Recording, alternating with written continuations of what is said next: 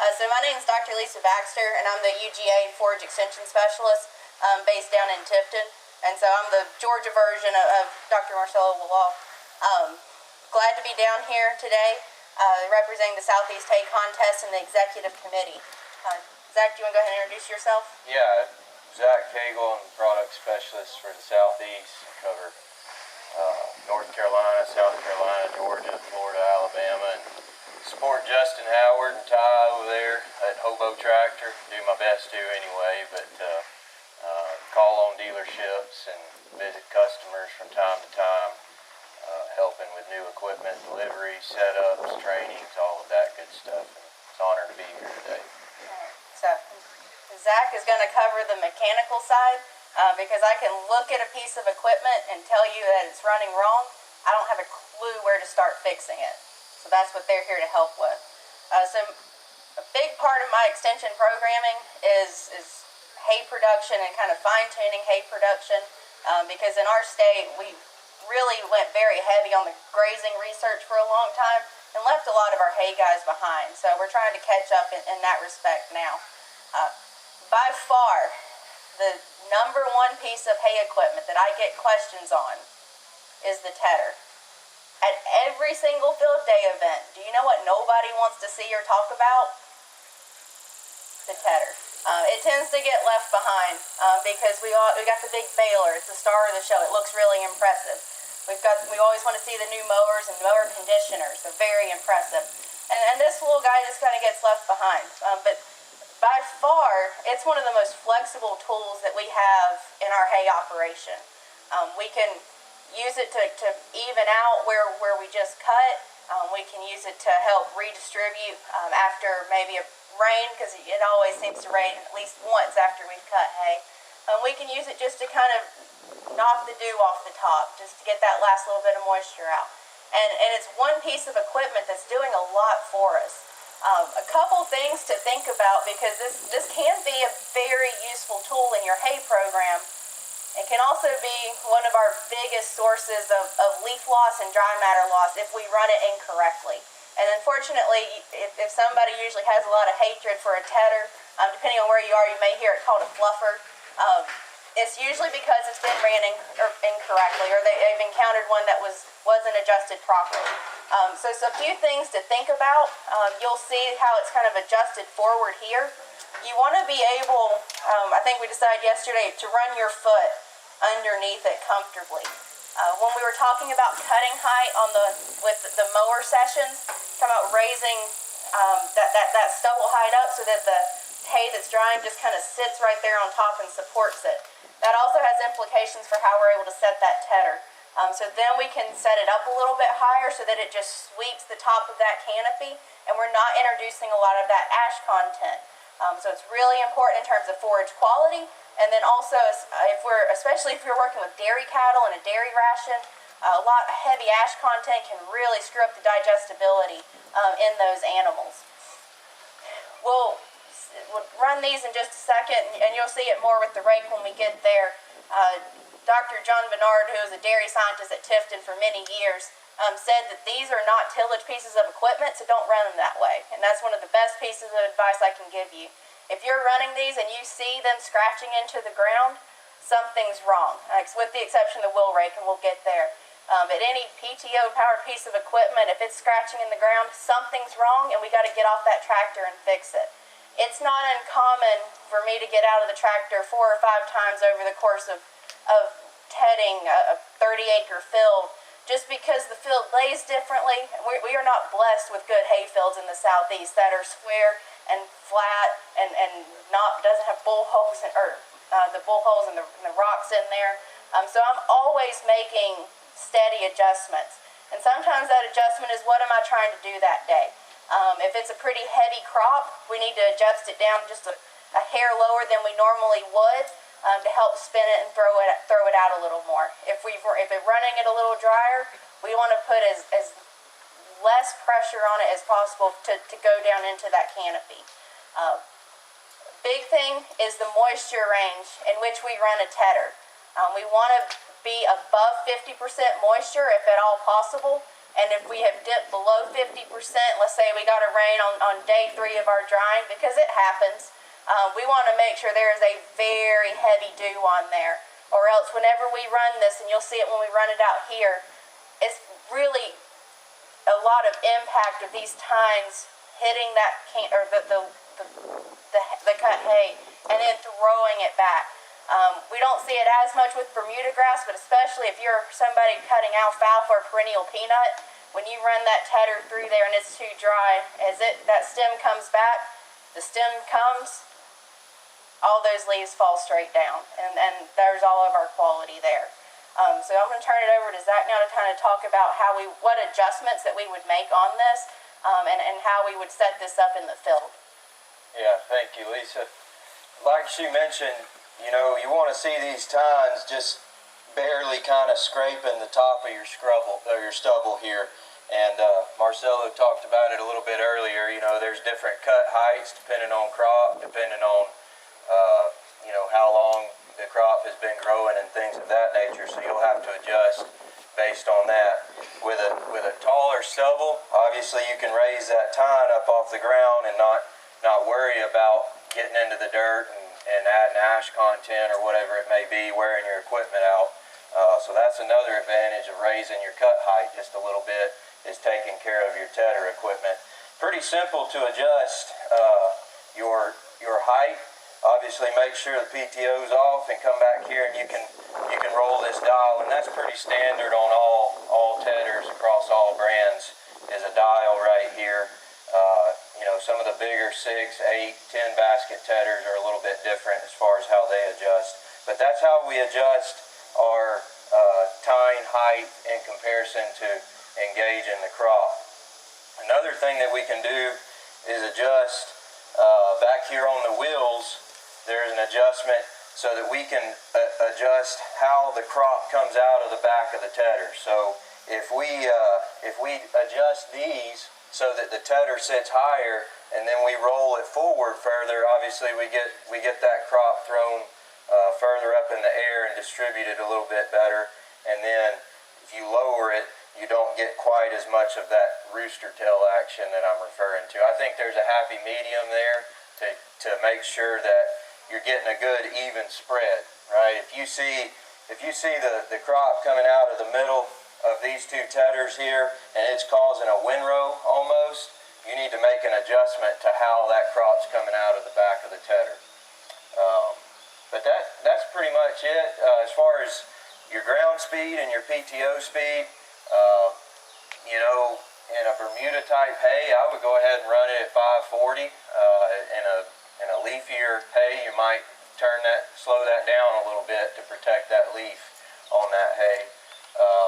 And then ground speed, I think what you want to look for is a consistent flow out of the back of this tedder. You don't want to be going too fast, where when these tines come by, they're grabbing a big chunk of hay and throwing a chunk out the back. You want to see a good even distribution as that hay comes out of the back of the tedder. So it just depends on the thickness of your hay, the crop type, and you know, and again, how you have that tedder set and how the angle it's throwing it out. So anything I missed there, Lisa? Yeah. So what's really important to note on the tedder is, unlike the baler that has a very specific kind of ground speed and PTO to match, and to some extent even the mower, we can play around a lot with the tedder, and unless you're digging into the ground or running over 540, you're not going to screw anything up.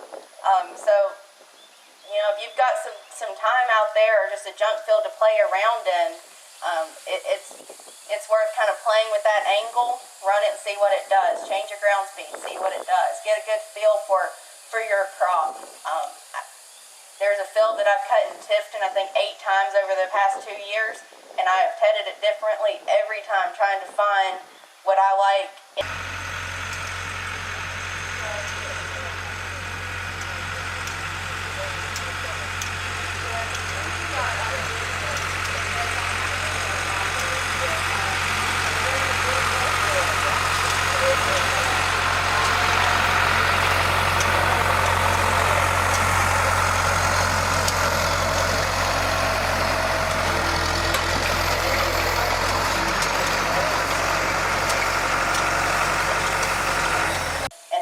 best for your crop. As far as maintenance goes, is the last thing we'll touch on this. Be sure to keep it greased. Check the dope and your gearing housings there. And the other thing is keep a few of these tines on hand. You know, when you break one and you just keep running, you're missing some crop a lot of times. You may not see it going across the ground, but you'll miss some from time to time. So keep a couple of those on hand. And, you know, it's inevitable that these tines will start to wear over time. And, you know, the more you run it, even if you are running it correctly and not putting it into the ground, they'll wear over time. But what you want to do is, if you have to replace a tine, is make sure that new tine matches the length of the rest of these. Because if you put a new tine on there and it's, you know, 1/4 inch longer, I would advise you to take a grinder and match it up with the ones that are on there to keep them all in sync. So the last thing on the tedder before we come over here to the rakes, I'm often asked, do I need a tedder or do I need a mower conditioner, and what's the benefit there? The research shows that if you are running a mower conditioner, you've got better dry down time versus just a plain mower. And if you're running a tedder, you got a better dry down time. But adding both a mower conditioner and a tedder together, you actually get better than the sum of those improved dry down times. So given the option, we would really like to see producers have a mower conditioner for a lot of crops and still run that tedder behind it, usually in a dry hay crop. Now if we're into baleage, it's a little different. We usually don't run a tedder in baleage unless it downpoured right as you were getting ready to bale, and it happens. But in general with baleage, we're going to be skipping this step.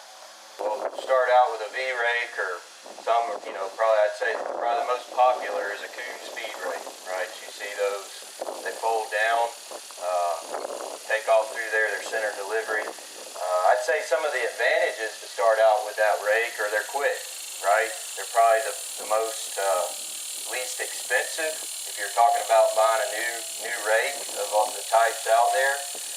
But there's definitely some negatives to it. And you mentioned at no time should a rake or a tedder be used for a tillage piece of equipment. And any of you out there know that your V-rake, it is scraping the ground, and you can go back, you know, and you're pulling up thatch, you're pulling up dirt, and you're incorporating ash into that hay. So, you know, Dr. Baxter can talk much more intelligently about what that means to your cows or livestock or whatever it means. But that's where we like to see, I'd say the next best is a roll bar or parallel bar rake. And then probably the cat daddy here is a rotary rake, so to speak, and we'll talk a little bit about that. The roll bar rake it's not ground engaging, right? Or you see some of the Vermeer hydraulically driven center delivery roll bar rakes, and so that is a nice advantage to those, that you're not scraping the ground, bringing up ash content, or bringing up sticks or rocks or whatever it may be into your crop.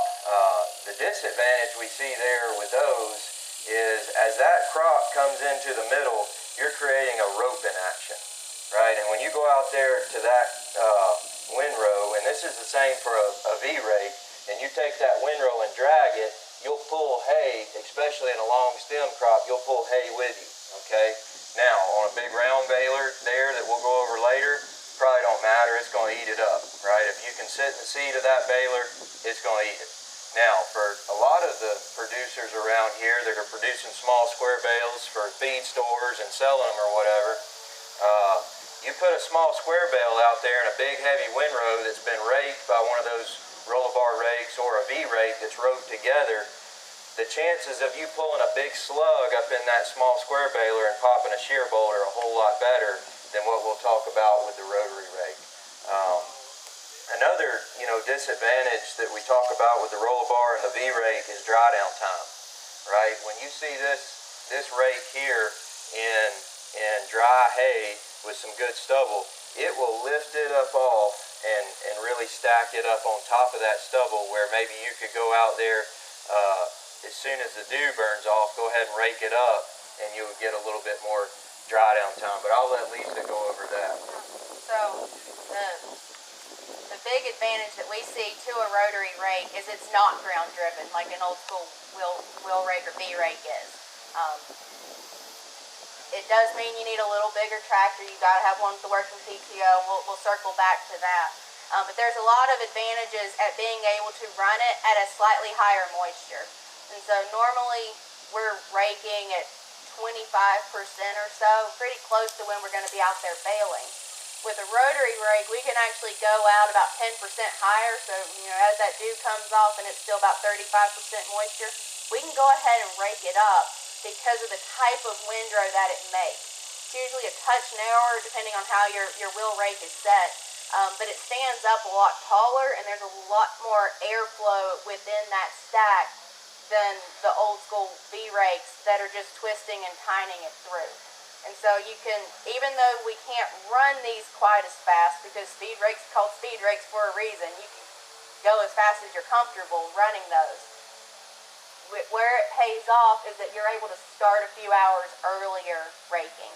So even though you can't drive quite as fast, you're able to start earlier, so you're finishing raking about the same time, even if not just a touch earlier. Where these aren't ground driven, they're PTO driven, just like we talked about with the tedder. We're going to set it so that those tines just gently brush the top of that stubble. And you'll see it's really, you got to see it run for it to make a lot of sense. If you've never seen one of these run, it just gently sweeps it around into one row, and this one's set up where it's a 2 basket, that it pulls it around and makes a really nice windrow. So if you're trying to take your hay crop from this quality to this quality, it's usually time to upgrade your rake into something like this. Just like with everything else, maintenance and knowing how to set one of these up is really important. I had never ran one until about 2 years ago, and we spent a great bit of time with our product specialist getting it set up. There's a lot of adjustments that are just tiny things that we can make on a rake. We want to make sure, and granted it's raised right now for travel, so this is obviously not how we're going to have it set.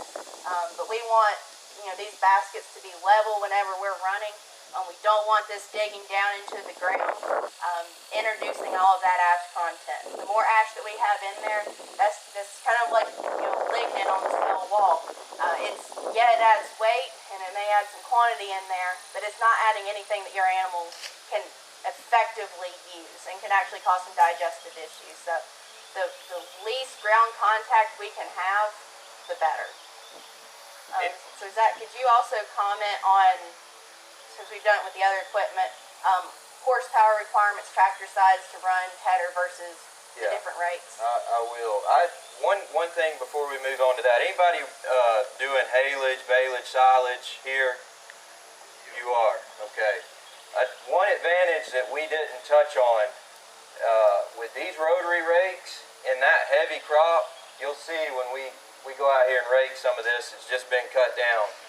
They do a great job carrying that heavy crop into the middle. So if you are running a V-rake, you're probably seeing that heavy crop build up in there and clog up sometimes. I know it's a little bit of an investment, but trust me, this is the way to go. We make a RK 802 Pro Massey Ferguson. It folds down on both sides and brings it right to the middle. Two rotors bringing it right to the middle, and it's a beautiful thing in silage or balage, and it makes a great windrow. Lisa can attest to that, the way it works. But I'm a big fan of the rotary rakes, and I know that they're more expensive, but I believe in them, and Dr. Baxter does as well. Hey guys. Yes, sir. I was curious, how many custom cutters do we have here? Custom cutters, yeah. So we're talking about efficiency, right? So they talked about the windrow quality back there. If you want to gain efficiency, if you want to gain ground speed out of your balers, this is where to look. That windrow formation directly inhibits or prohibits your ground speed of your baler. If you've got a small square in front of it, that speed rake, that V-rake, we make a V-rake too, that V-rake is making nothing but a sisal stream, twisted a string all the way through the field. You're pulling clumps in, right? If you want to gain ground speed with a baler, get you a good fluffy windrow, something that's not all knotted and twisted together, you've got to be looking at a driven rake like this. But we talked about about in one of the groups how much diesels went up, how much fertilizers went up. All of our input costs are going up. Like Zach said, I get it. This thing's a little bit higher, but at the end of the day, you start gaining ground speed and efficiency, you're putting money back to the bottom line there too. So just keep that in mind when we're talking about prices on these equipment. All right. What was it? Sorry. So tractor size Okay. horsepower requirements, because there's a big difference between a what tractor you pull a wheel rake with versus a rotary. Yeah, I mean, back in the day, we saw an old Massey 135 pulling a New Holland roller bar rake or a V rake, and you can get away with 30, 40, 50 horse pulling a rake. The one thing to think about on some of the rakes that I've seen out there nowadays, the Vermeer rakes that fold apart and they're hydraulically driven, is make sure you take into account, if you go that route, that your tractor has the hydraulic capability to run that continuous motor and cool that hydraulic fluid. And it's important to be able to have flow control on those hydraulics as well, so you can adjust your speed coming into the windrow. These rakes here, they don't take a tremendous amount of horsepower, but they are bigger, right? They're heavier, especially when you start talking about a center delivery rotary rake. Those things fold up in the middle, and they're pretty tall, and you need a 70 plus horsepower tractor for the weight to be able to take care of that rotary rake. So that's what I'd recommend. 70 horsepower minimum on a dual rotary rake. We do make a single basket rotary rake. You can get away with 40, 50 horsepower on it pretty easily. So there is definitely a learning curve. You can take anybody out there that's never raked before and have them running a V rake or wheel rake in 15 minutes, and they're going to make some pretty decent windrows with it. There's a bit of a learning curve with these because you got to stop and raise it up, and some of them that are side delivery, you have the option of running down and then running back to make a bigger windrow, and it takes a certain amount of driving skill and not distracted driving that you can get away with a V rake. That it shows how bad of a driver you are with one of these. So just be cautious of that. So we'll open up questions in just a second. I just want to reiterate, when we think about losses in quality and dry matter in the haymaking process, we know that each step there's a certain percentage loss. It's fairly minimal there on the mower unless we're doing something very, very wrong, and it should be fairly minimal on the baler side again unless something's just terribly wrong. But in these two steps right here, that can make or break you from horse quality hay to cow quality hay. And you didn't do anything but just adjust something a little wrong, run it when it was too dry, so on and so forth. So these are two steps that often get overlooked, but this is really what's affecting that final quality of that bale that comes out of the back of the baler. So I'd encourage you to really put some thought in how you're running these pieces of equipment on your own operation.